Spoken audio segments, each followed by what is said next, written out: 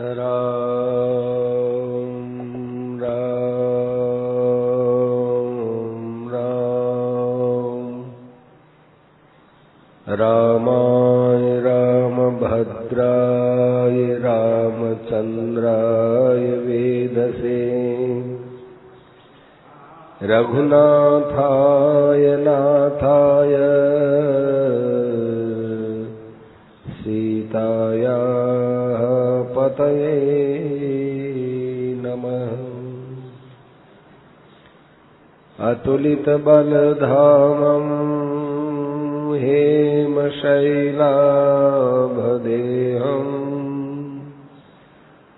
दनुजवनकृशानुं ज्ञानिनामग्रगण्यम्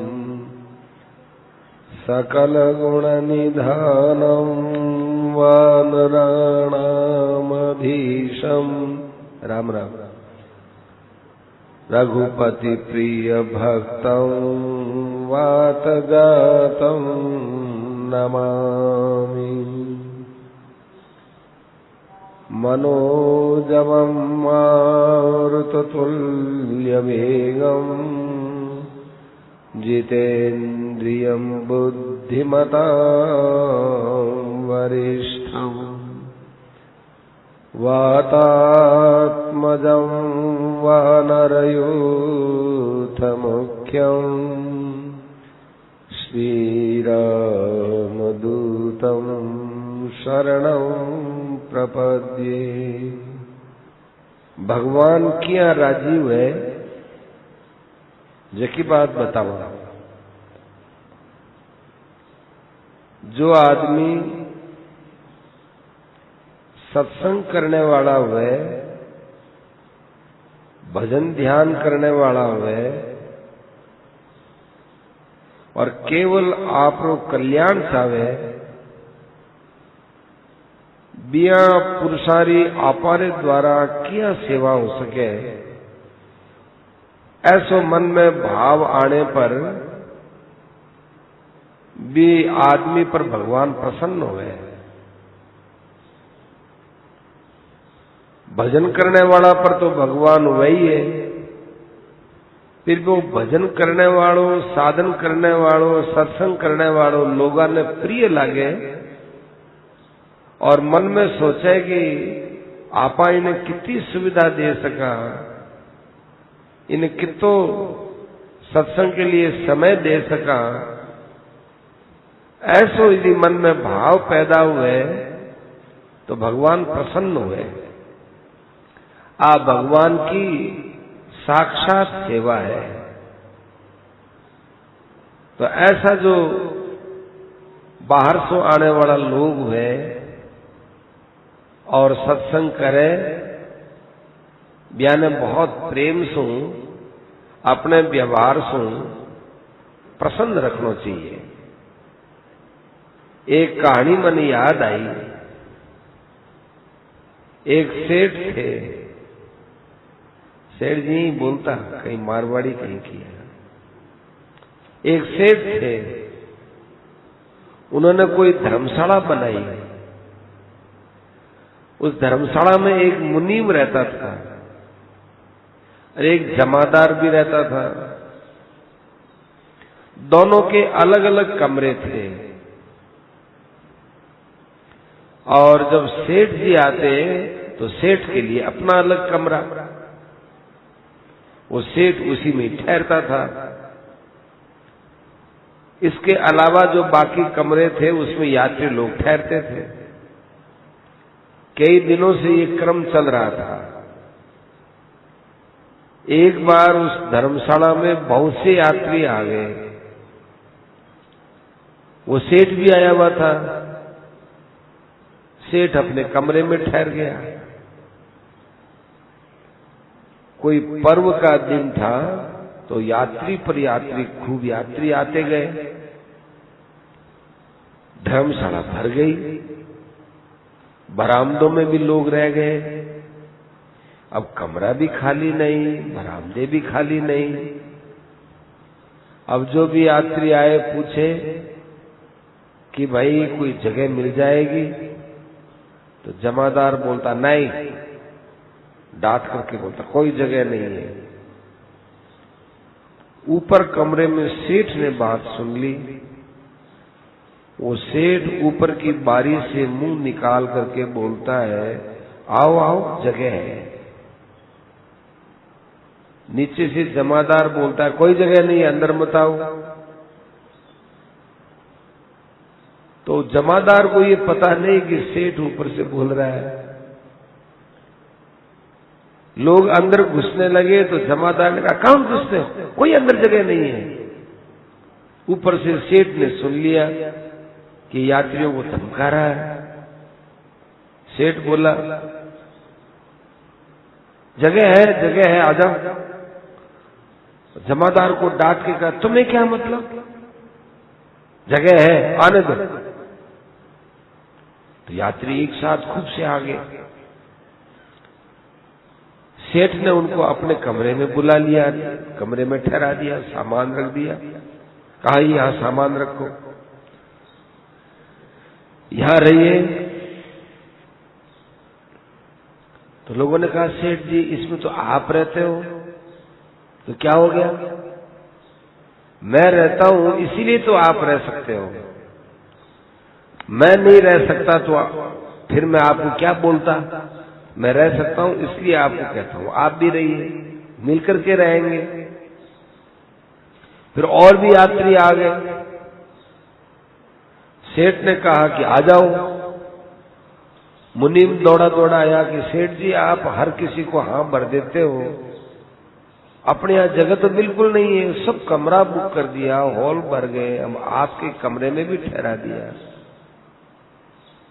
तो अब कहां ठहराओगे। तो कहा तुमको क्या मालूम, आने दो। अब मुनीम क्या करता, उन लोगों को भी बुला लिया और सेठ खुद चले यात्रियों को लेकर और मुनीम का कमरा खोला कि इसमें ठहराओ। मुनीम को भी संकोच हुआ। अब मुनीम के कमरे में सेठ जी जाकर स्वयं रहने लग गए। अब मुनीम ने सोचा कि मैं कैसे सेठ के साथ कैसे रहूं, तो मुनीम जमादार के घर में चला गया, जमादार के कमरे में चला गया। जमादार ने सोचा कि अरे मुनीम जी मेरे कमरे में आ गए तो मैं कैसे रहूं, उसने अपना कमरा खाली कर दिया। फिर यात्री आए, सेठ से पूछा जगह है कि हाँ है, तो सेठ बाहर आ गया और मुनीम वाले कमरे में ठहरा दिया। फिर लोग आए तो जमादार वाले कमरे में ठहरा दिया। सेठ अपना बिस्तर लेकर के बाहर चले गए। बाहर एक पेड़ था, उसके नीचे जगह थी, सेठ जाकर वहां रहने लग गया। तो ये एक बात केवल कहने की नहीं है, उस सेठ के दिल की बात देखो। वो यात्री आए थे तो सेठ ने देखा कि मैं जैसा आराम लेता हूं ऐसा आराम इनको मिलना चाहिए, और वैसा आराम नहीं दे पाता हूं तो कम से कम तकलीफ तो नहीं होनी चाहिए। जो दूसरों के लिए कष्ट उठाता है उस पर भगवान की बहुत दया होती है। ये भगवान की कृपा के प्राप्त करने के छोटे छोटे तरीके और बहुत बड़ी कृपा प्राप्त की जा सकती है। तो भगवान का कृपा पात्र बनना हो तो दूसरों के दुख दर्द में सहायता करो, अपने आराम को थोड़ा छोड़ करके दूसरों को आराम दो। ये भाव बहुत ऊंचे दर्जे का भजन है। मैं तो कहवा कि भजन सु भी ऊंचो है, क्योंकि ऐसे भाव वाले से भगवान खुद चलार प्रेम करे, भगवान प्रेम करे। लोग माने पूछे परमात्मा की प्राप्ति कैसे होवे, मैं भी आना कहवा किते परमात्मा के वास्ते कितो त्याग कर सको। एक मन रो भाव ही तो बदलनो है, चाहे भक्ति सु बदलो, चाहे विश्वास सु बदलो, चाहे सेवा सु बदलो। पर दूसरा रे दुख दर्द के लिए आप रो आराम रो जो त्याग है, इस भगवान जितना प्रसन्न हुए ऐसा प्रसन्न करने रो कोई दूसरो रास्ता नहीं है। फिर बात बतावा, परब्रह्म परमात्मा में जिरो चित्त विलीन हो जाए वो महात्मा तो सागर के समान है। जैसे सागर में अनंत रत्न भरिया पड़ा है, यही भी महात्मा रे हृदय रूपी सागर में अनंत अनंत ज्ञान री बातें भरी पड़ी है। जैसे समुद्र मायने नदियां आर गिरे तो नदियां स्वाहा हो जावे, इसी प्रकार महात्मा में यदि सब प्रकार का बिना आराम मिले, भोग पदार्थ मिले, तो बिरे खलबली कोनी हुए, सब न पचा ले, अर्थात भोग पदार्था की तरफ भाव ही नहीं जावे, सब विकार स्वाहा हो जावे। महात्मा का समुद्र के समान हृदय विशाल होवे, कितनी कितनी नदियां समुद्र में आवे, पर समुद्र को एक सूत भी सीमा रे बारे आड़ो नहीं हुए। गीता कितनी अच्छी बात कहवे, आपूर्यमाण मचलम समुद्र प्रतिष्ठम। इसलिए अपनो भी हृदय उदार रखना चाहिए। दूसरा के दुख दर्द में हृदय पिघले, विश्व हृदय उदार हुए, और भी उदार हृदय रे मायने भगवान री प्रसन्नता रो निवास हुए। तो जैसे आप थाने उदारता री बात बताई, उसी प्रकार थाने और 4-5 बातें बतावा।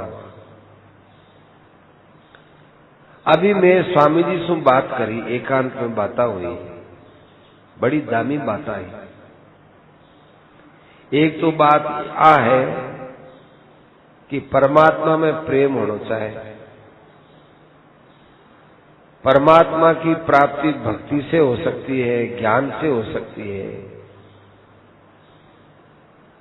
भगवान की भक्ति से पाप और दुर्गुण दुराचार को नाश हुए, आ कोई मानव ऊंची कौन लगे। पाप नष्ट होना मानव ऊंचो नहीं लगे। भगवान की भक्ति तो पाप रे नाश रे वास्ते कहीं करा, पाप रो नाश तो कर्मा रो फल भोगने से ही हो जाती। भगवान री भक्ति निष्काम भाव से करनी। मारा पाप वास्ते मैं भक्ति रे खर्च नहीं करूंगा। जैसे अपनो कमरो साफ करना है और मारवाड़ में रहना है, और बीर कने एक घड़ो गंगा जल है, तो भी गंगा जल सु कमरो साफ थोड़ी करी, कमरा में ढोल दो भाई, अठे कमरो धोना है तो गंगा जल ढोल दो। तो भी कमरा ने साफ करने वास्ते कोई गंगा जल थोड़ी ढोली जाए।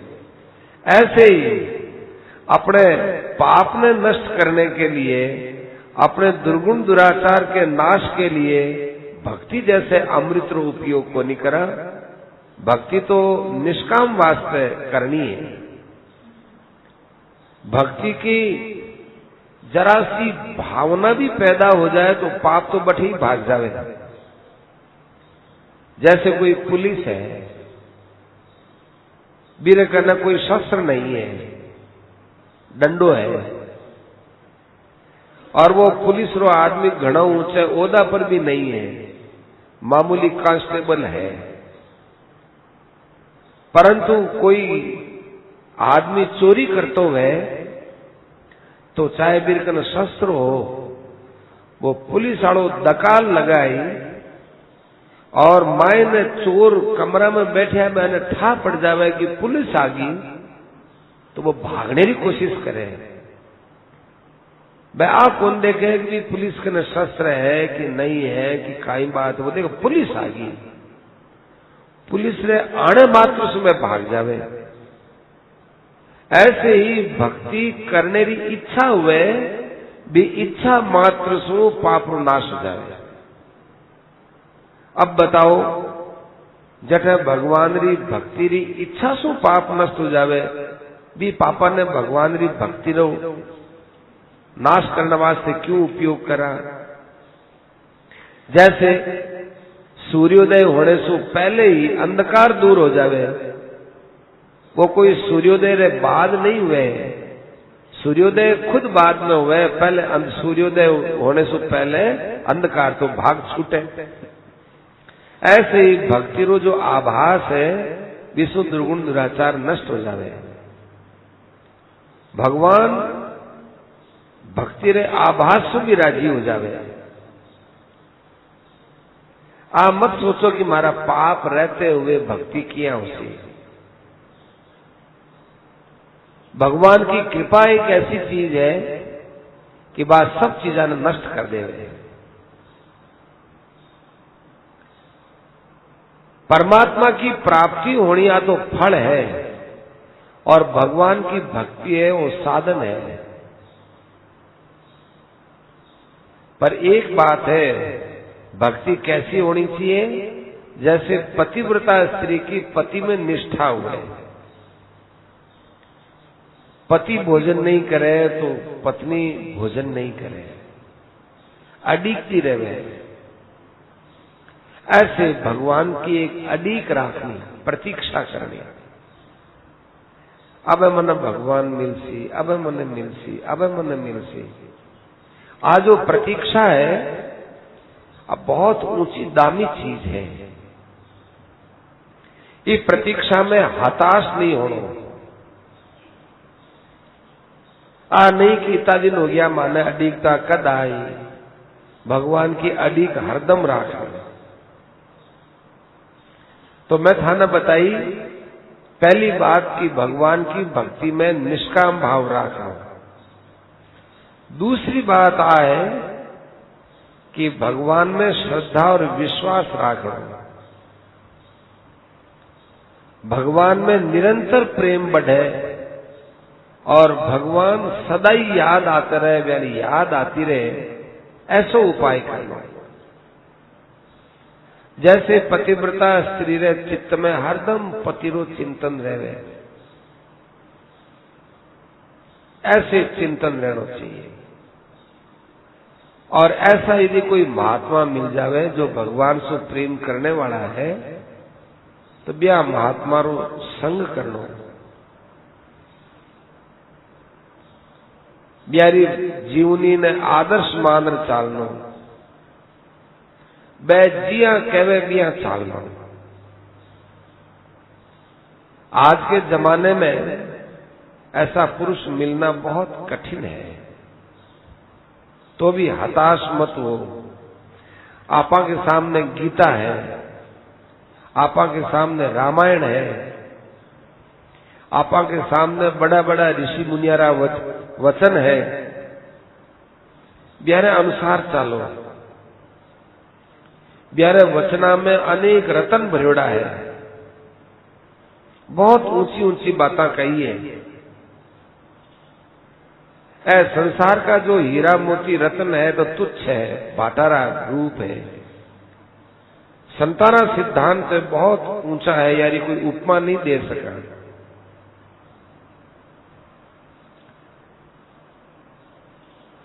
तो उदारता और निष्काम भाव था ने बात बताई, फिर श्रद्धा और विश्वास की बात बताई। बहुत ऊंची बात है।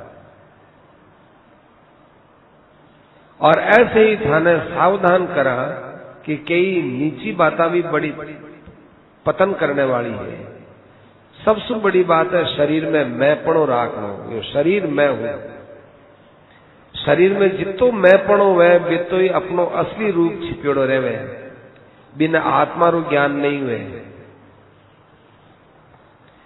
और शरीर में जितनी ममता बढ़े बीती शरीर में मान बढ़ाई की इच्छा हुए। बहुत घातक चीज है। अपने मान री बढ़ाई री इच्छा राखनो, देखो भाई संतारी केवड़ी बात है।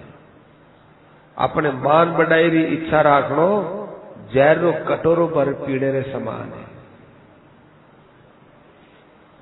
कोई ने कहवे कि तू जहर रो कटोरो पी ले, तो वो भी टाइम ही कह दे मैं तो कौन पीऊं।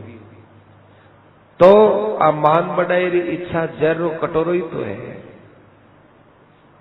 जैसे वो जहर इस स्थूल पिंड ने मार देवे, ऐसे ही मान बढ़ाई मानवता ने मार देवे। और आराम की इच्छा है एक खतरनाक चीज है। माने शरीर से आराम मिले, शरीर में सुख मिले। शरीर के आराम के लिए दो साधन है। जो साधन है, एक तो कंचन रे कामनी, ये बहुत खतरनाक है। ये दिखने में ठीक दिखे, परंतु यारो परिणाम आपा के लिए बहुत खतरनाक हुए। यारो त्याग तो हृदय से करना चाहिए। इरे मायने यदि प्रीति है, प्रेम है, तो समझ लो कि आपने मन रे आपने हृदय में जहर भरियो पड़े हुए, जहर गिठलियो है। बड़ी खतरनाक चीज है। ए खराबी अज्ञान सो है, और जो ये खराबी मन से निकल जावे तो ज्ञान पैदा हो जाए। और क्या खराबी क्या निकले? सत्संग से और स्वाध्याय से। स्वाध्याय माने खुद अपने विषय में आदमी सोचे, बीरो नाम स्वाध्याय है। और बड़े लगन के साथ भगवान रो नाम स्मरण करें। अपने अंदर यदि बात ताकत नहीं दिखे तो एकांत में भगवान से रो करके प्रार्थना करें कि महाराज, जैसे मलमूत्र में सनेड़ो टाबर है, बिन माई धोर साफ करे, ऐसे प्रभु में जन्म जन्मांतर के मैल सु सनेड़ो हूं, टाबर हूं। अब मन आप रे अलावा कौन साफ करी? बच्चों आप रो शरीर साफ नहीं कर सके, मारू सफाई नहीं वे प्रभु, आप ही इस बीमारी में दूर करो। ऐसे भगवान ने कह सके। बहुत ऊंचा साधक हुए, वह तो रोर रह जावे, कहवे नहीं, वह रोर रह जावे। कितना ऊंचो उदाहरण है। अभी नहीं कहवे कि मारा थे विकार दूर करो, रोवे लेकिन कहवे नहीं है। सुदामा जी की बात याद आ गई। सुदामा जी रो भगवान में प्रेम हो पर कोई इच्छा नहीं है, और सुदामा री स्त्री रो भगवान में प्रेम हो लेकिन बिना धनरी इच्छा है। तो भगवान कैसो बंटवारो करियो?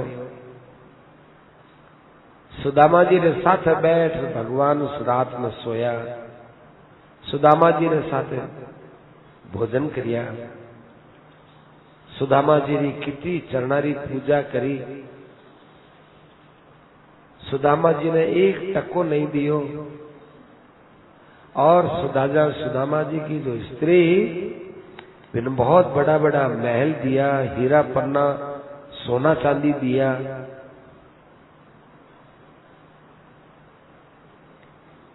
भगवान इतना देने पर भी जो सुदामा जी को प्रेम करया, वो सुदामा की स्त्री के साथ थोड़ी प्रेम हो सके। सुदामा जी की स्त्री सुदामा जी ने द्वारिका भेजी कि थे जाओ भगवान कहीं दे खाने पीने रो प्रबंध करी। सुदामा जी रे आंखें में आंसू आ गया। सुदामा जी बोलिया कि प्रिय इतो जीवन भूख में निकल गयो। ये शरीर भूख रे वास्ते भगवान कृष्ण के नजार हाथ पसारूं, मारो मन नहीं करे। मने ये भूख में बड़ो आनंद मिले, लेकिन कृष्ण ने जार अपनी भूख बताऊं, मन अपार कष्ट है। मैं क्यों कहूं? कोई भगवान जाने को नहीं, भगवान कोई दया ने छोड़ चुक्या, भगवान कहीं कर नहीं सके, भगवान ने कहने की कहीं जरूरत। पर आ बात स्त्री रे कटे समझ में आवे। स्त्री तो स्त्री ही बात देखी गया, यूं तो जावे को नहीं। स्त्री बोली, अच्छा आप जाओ, दर्शन तो करिए आओ, मांगना कहीं नहीं, मिल तो आओ। स्त्री ने समझा कि यदि जाएंगे इसमें ही भगवान बहुत कुछ दे देंगे, लेकिन भगवान ने सुदामा जी ने मन में ही नहीं आई। सुदामा जी रो भाव ही नहीं आयो कि मैं भी ना कर जाऊं, मैं मन कहीं देवे। पर सुदामा जी देखा कि मारी स्त्री आ बात अच्छी कही कि मांगणो नहीं थे, मिलिया हो।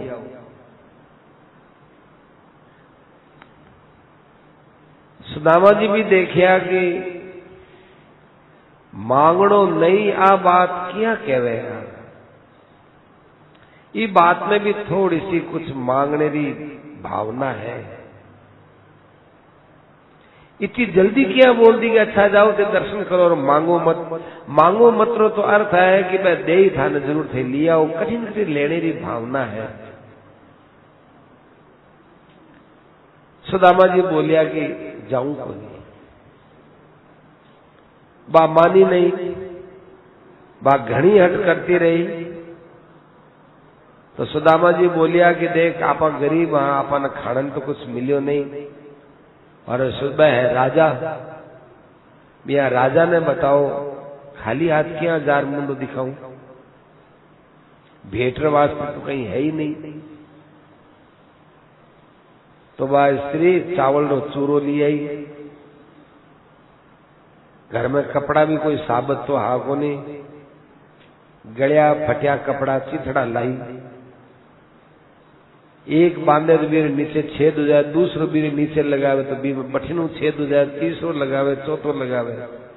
ऐसे कई गलिया सड़िया चिथड़ा हा, माने एक चिथड़ा में बांधे तो अठनू चावल निकल जाए, अठनू बांधे तो फिर इम यूं निकल जाए, अठन बांधे तो फिर भी यूं निकल जाए। यूं करके कई चिथड़ा भेड़ा कर जठो पूरो वो पोटली सुरक्षित रहे ऐसे बांध दी कि अब जाओ।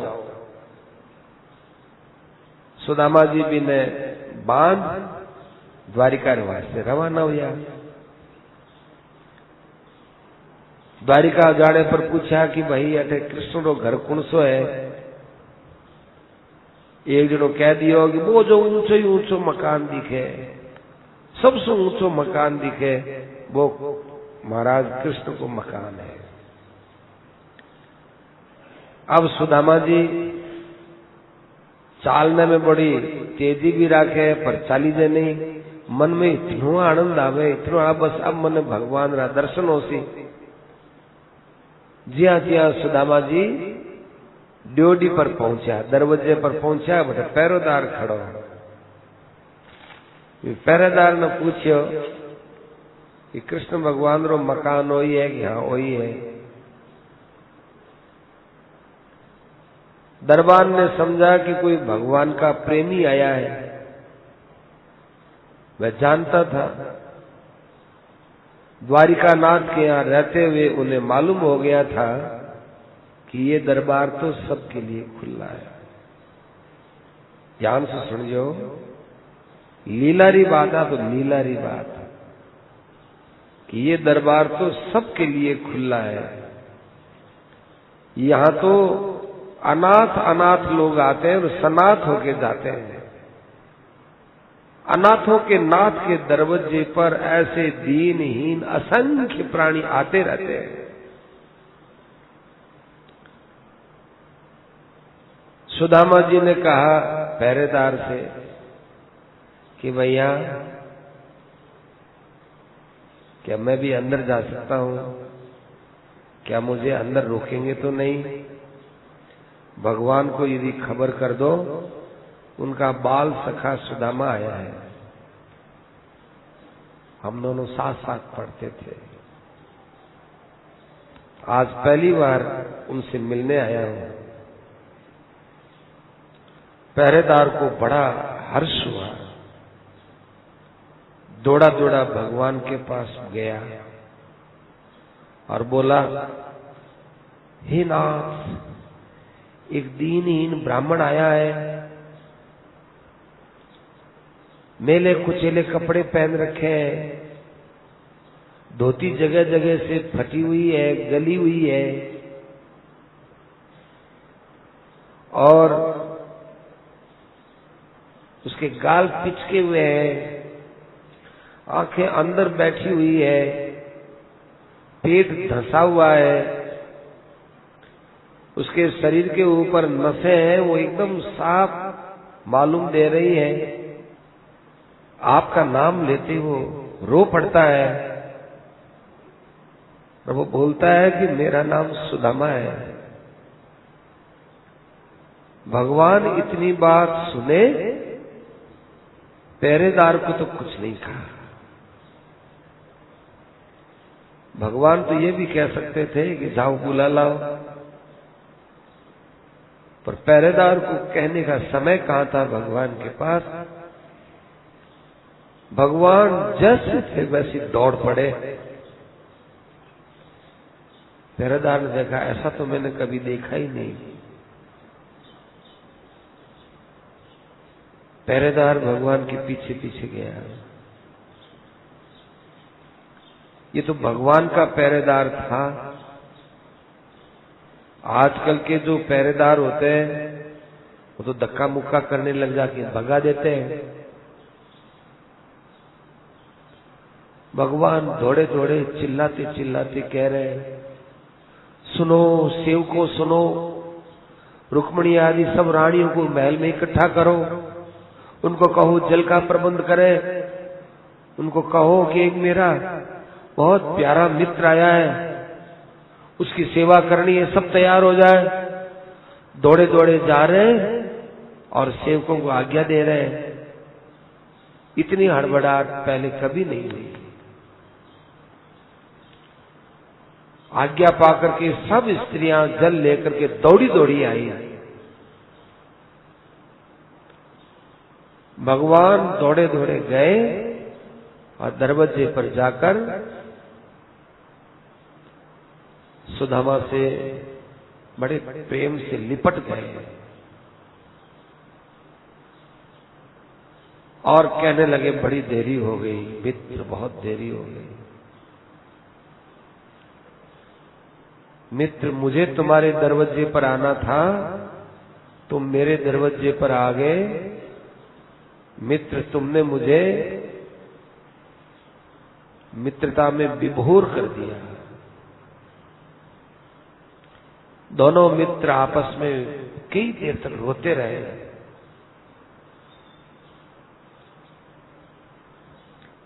सुदामा के आंसुओं से भगवान का स्नान हो गया। भगवान के आंसुओं से सुदामा का स्नान हो गया। पैर धुल गए। न भगवान सुदामा को छोड़े, न सुदामा भगवान को छोड़े। होश भूल गए, दोनों होश भूल गए।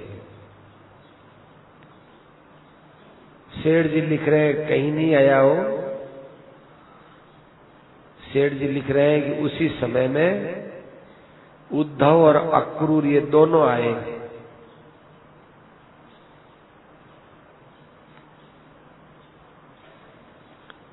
एक ने कृष्ण को पकड़ लिया, एक ने सुदामा को पकड़ लिया।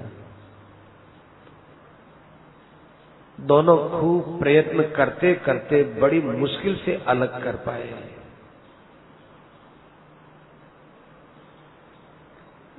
फिर भी भगवान लपक करके सुदामा के पास गए, हाथ में गले में हाथ डाला कि मित्र, द्वारिका का राज्य तुम्हारे मिलने के सामने मुझे फीका लगता है। द्वारिका के सिंहासन पर मुझे इतना आनंद नहीं आया जो तुम्हारी छाती लगने पर मुझे आनंद आया। चलो महल के अंदर चलो। भगवान के भाव को देखकर उद्धव और अक्रूर के भी होश उड़ गए। दोनों भगवान के साथ साथ गए। रानियों से महल भरा हुआ था। भगवान ने सुदामा को सिंहासन पर बैठाया। भगवान कुछ बोलते हैं उससे पहले ही भगवान रो पड़ते हैं। भगवान ने कहा कि संदीपनी ऋषि के आश्रम के वो दिन याद है मित्र, तुम हम दोनों छोटे छोटे थे, विद्या पढ़ते थे। गुरुजी ने समिधा लाने के लिए जंगल में भेजा। आंधी आई, बरसात हुई, रात हो गई, पेड़ पर चढ़ गए। तुम ऊपर थे, मैं नीचे था। भूख लगी हुई थी। सुदामा जी, तुम्हारे पास खाने के लिए चने थे।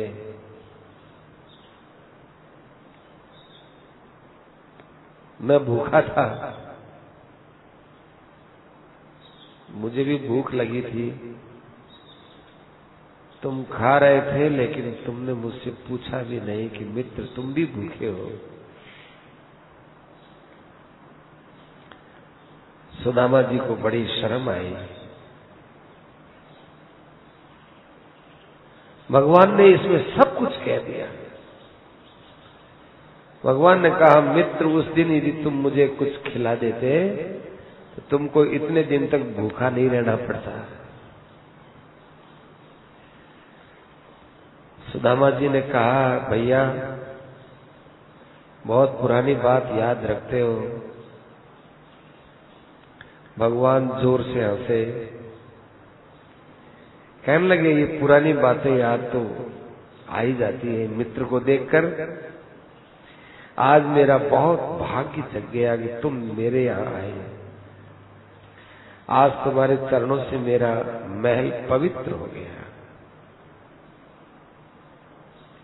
भगवान सोने के सिंहासन पर सुदामा जी को बैठा दिए, स्वयं नीचे बैठकर चरण धोने लगे। भगवान ने अपनी रानियों पटरानियों से कहा कि देखती क्या हो,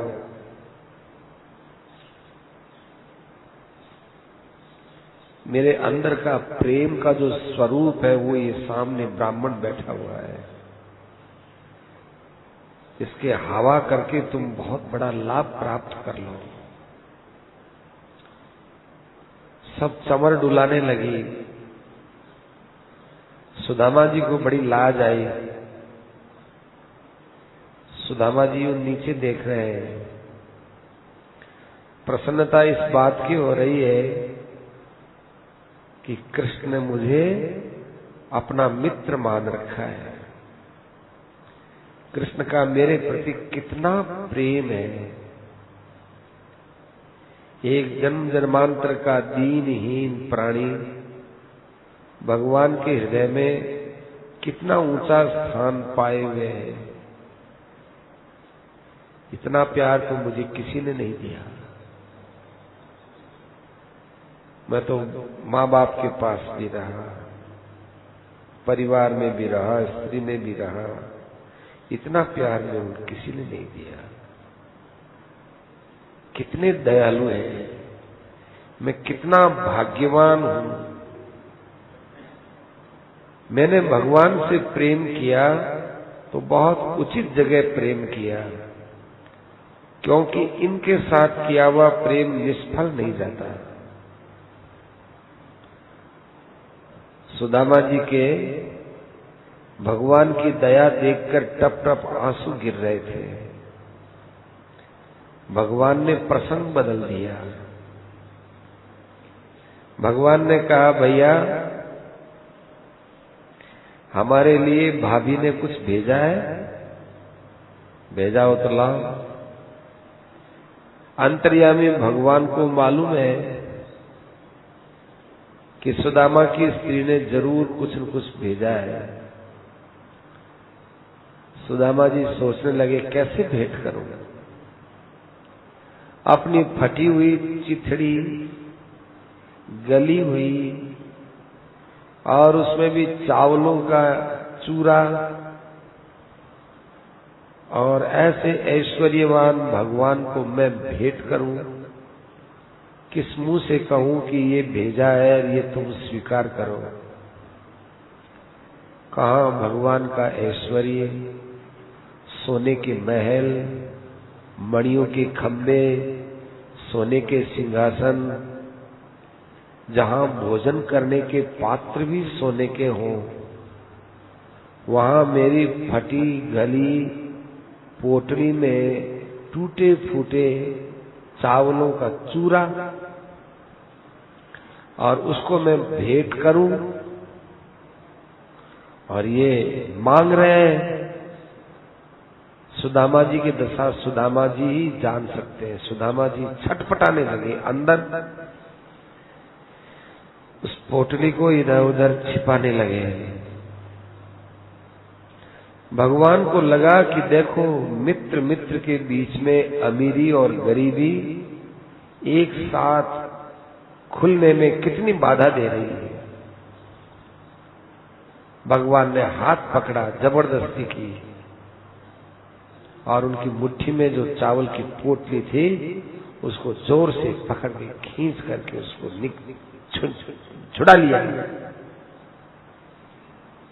अब वो कपड़ा तो यूं ही गला हुआ था। अब उस छीना झपटी में वो छिपाना चाहते थे, उन्होंने जोर लगाया तो कपड़ा फट गया, और चावलों का चूरा था वो उसकी कतार सी बन के नीचे गिरने लगी। भगवान जमीन पर गिरे हुए समेट समेट खाने लगे, जैसे कोई बहुत बड़ा भूखा भिखारी आज पहली बार कोई चावलों का चूरा खाता हो। भगवान ने एक मुट्ठी खाई, दूसरी खाने लगे। रुक्मणी जी ने रोक दिया। लोग कहते हैं रुक्मणी जी ने इसलिए रोका कि त्रिलोकी की संपदा दे दोगे तो क्या होगा। ये कहते हैं नहीं, रुक्मणी जी ने यूं नहीं रोका। रुक्मणी जी ने कहा,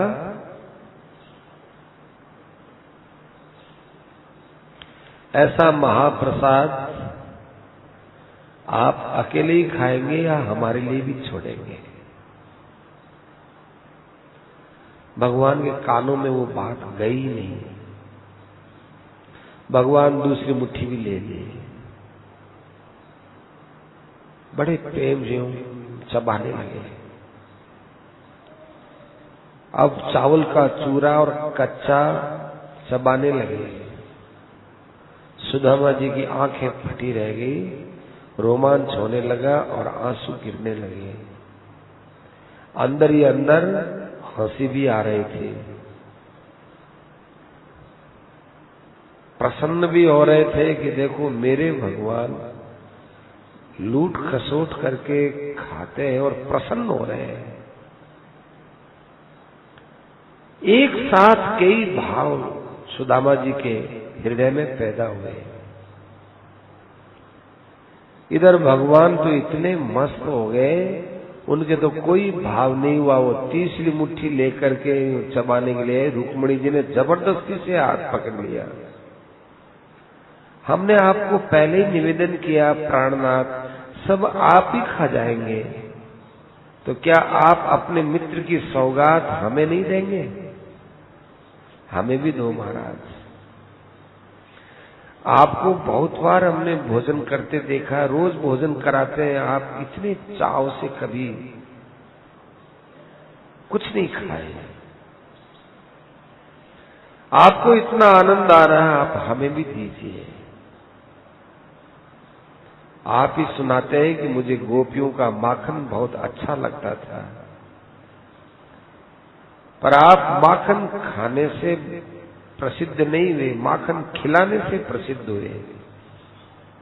तो जैसे आपने बचपन में माखन लेकर सबको खिलाया, ऐसे आज इस अवस्था में भी आप हमको अपने भक्त का ये महाप्रसाद बांटिए। हम आपके इस भक्त के प्रसाद के भूखे हैं।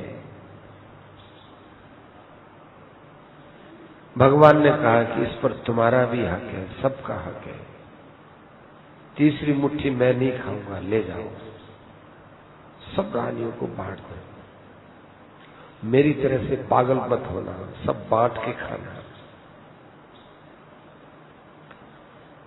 भगवान और सुदामा रहने लगे, न रात का पता, न दिन का पता, न समय का पता। सुदामा जी जब भी बात करें जाने की, भगवान कहते हैं अभी तो आए हो, अभी जल्दी क्या है, बहुत दिन हो गए। लेकिन भगवान को तो ऐसा लगा कि अभी आए, जाते क्यों आए। सुदामा ने कहा अब मुझे जाना है, अब मैं नहीं रहूंगा। तुमसे या तो मिलना ही नहीं होता है, मिलना होता है तो तुम जाने भी नहीं देते हो। आज तो मैं जाऊंगा ही। भगवान ने कहा अच्छी बात, मित्रों के बीच में हठ थोड़ा ही होता है, प्रेम और हठ का कोई संबंध नहीं। ठीक है, रहते तो अच्छा था, और जाते हो तो जाओ, तुम्हारी मर्जी है। अब बताओ सुदामा को क्या काम था, वो घर में क्या करते। पर सुदामा जी ठहरे निष्कामी।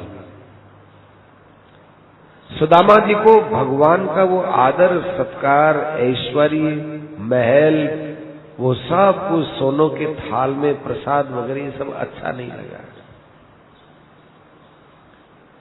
सुदामा जी को तो भगवान की मधुर मधुर स्मृति, और वो भी गरीबी के दिनों में रहना, वो बहुत याद आने लगा। अरे मेरा गरीबी का जीवन बड़ा अच्छा था, भरपेट यहाँ रोटी मिलती है, अच्छा भोजन मिलता है, अच्छा महल है, सोने के थाल है, अच्छा नहीं लगा।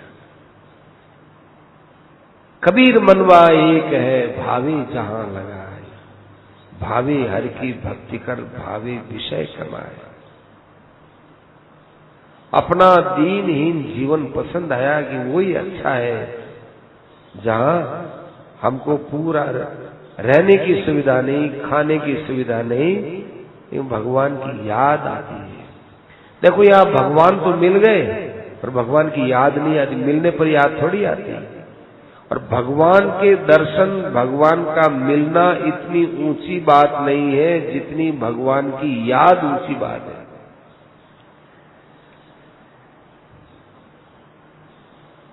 अपना दीनहीन जीवन याद आया और द्वारिका से वे 2-4 दिन में लौट आए। भगवान ने बड़े प्रेम से विदा दिया, जाते समय एक पैसा भी नहीं दिया। सुदामा जी बड़े प्रसन्न है कि भगवान ने कुछ नहीं दिया, यदि दे देते तो किसी अंश में उस वस्तु में मेरा प्रेम हो ही जाता। बड़ी प्रसन्नता हुई। यदि दे देते तो मैं ले जाता कैसे। एक चावल की पोटली में नहीं ले जा सकता, सड़े गले कपड़े में उसको ले जाना भी मेरे लिए भार हुआ। यदि भगवान मुझे रुपया दे देते, द्रव्य दे देते, सोना दे देते, कैसे ले जाता, कहां रखता, रास्ते में कोई लूटपाट कर लेता। भगवान ने मेरे जीवन में कैसी मस्ती दी है, कितना प्रेम है, कितनी कृपा है। राज राजेश्वर होकर भी इतना मेरा सम्मान किया। हे प्रभु बड़े दयालु हैं, हे प्रभु आप बड़े दयालु हैं।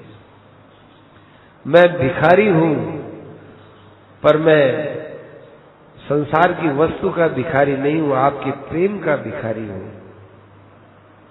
अब स्त्री को जाकर कहूंगा कि तेरे मन से खाने पीने की इच्छा भी मिटा और भगवान का प्रेम सर्वस्व है, भगवान की प्रेम के लिए बातें कर। वो सोच रहे थे कि मैं स्त्री को ये कहूंगा वो कहूंगा, विचार करते करते करते करते अपने घर पर पहुंचे। वहां तो वो घर था ही नहीं, विशाल अट्टालिका, दरवाजे पर पहरेदार खड़े हैं। भगवान के पहरेदार से ज्यादा चमचम करने वाले वस्त्र पहने हुए हैं। भगवान के महल से भी ऊंचा महल है, बड़ा सुंदर महल है। सुदामा जी ने देखा कि अरे मैं कहां आ गया, भटक गया। कृष्ण के विषय में सोचते सोचते किसी और नगर में आ गया। ये किसी राजा महाराजा का महल है, परंतु आसपास का जो क्षेत्र है वो तो वही है जहां पर मेरी झोपड़ी थी, मेरी कुटिया थी। कहां गई मेरी स्त्री, कहां गई? मैं कहीं और जगह तो नहीं आ गया? यूं सुदामा जी उधर उधर देख रहे थे। उधर महल के ऊंचे झरोखों में सैकड़ों सैकड़ों दासियों से सेवा लेने वाली सुदामा जी की पत्नी ने देखा, अरे मेरे पतिदेव आ गए हैं। तो वो दौड़ी दौड़ी महल के अंदर से नीचे नीचे आकर बाहर आई और आरती उतारने लगी। सब दास दासियां चारों तरफ से सुदामा की पत्नी को घेरी हुई थी। सुदामा जी ने पहचाना नहीं कि मेरी आरती कौन करती है, ये कोई इस देश की रानी है कि कौन है। और सुदामा जी का स्वभाव तो यही था, भाई स्त्री का कभी किसी का मुख तो देखते नहीं थे। उन्होंने देखा कि कोई रानी आई होगी। सुदामा जी क्या करें, वो रानी आई, यूं प्रणाम, हे राजरानी मैं तुमको प्रणाम करता हूं। तो सुदामा जी ने पहचाना नहीं, समझ लिया कोई रानी है। सुदामा जी ने प्रणाम किया। जब आरती के अंदर वो कुछ बोलने लगी तब स्वर से पता चला, अरे ये तो मेरी स्त्री का स्वर है। फिर पूछा कि अरे क्या बात है, इतने महंगे कपड़े, इतने आभूषण, ये महल कहां, अपनी झोपड़ी कहां गई? उसने कहा, महाराज भगवान की कृपा से सब वैभव मिल गया। आप जहां से आ रहे हो वहां से ऐश्वर्य दौड़ा दौड़ा यहां आ गया। तो मुझे तो नारायण भगवान ने कुछ कहा ही नहीं कि वहां तुम्हारे वहां ऐसा हो गया है। उन्होंने नहीं कहा, ये उनकी विशेषता है, क्योंकि आपने भी तो अपनी कोई इच्छा उनके सामने नहीं रखी। तो मैं आपसे निवेदन कर रहा था कि सुदामा जी की जो ये निष्काम भक्ति है, निष्काम प्रेम है, ये कितना ऊंचा प्रेम है। भगवान ने इतना बड़ा महल दिया, अनेक दास दासियां दी, रत्न आभूषण भोग वैभव दिया, लेकिन इनमें से भगवान का केवल प्रेम लिया सुदामा जी ने, और कोई सुदामा जी ने स्थान नहीं दिया।